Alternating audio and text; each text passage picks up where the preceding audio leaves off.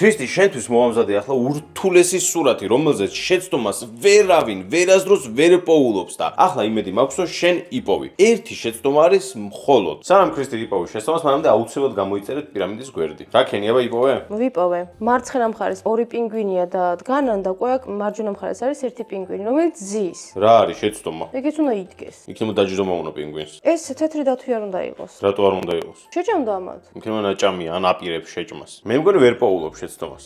მივხვდი. რას ეს დათვი უნდა იყოს ცენტრში და არ დგას ცენტრში. რატო უნდა იყოს ცენტრში? ბალანსის გამო. არა, კაია მაგდე რო იფიქრებ, მაგრამ არაფერ შუაში არ არის. მივხვდი. ეს ხო ყინულია. კი, აბა გისმენ. ამ დათვეს ყინული თათებზე ეშლება და აი ჩავარდნის პირას ამგონი ეგაში. შეცდომა რა არის? ეგ თუ ფაქტია ეგ უბრალოდ.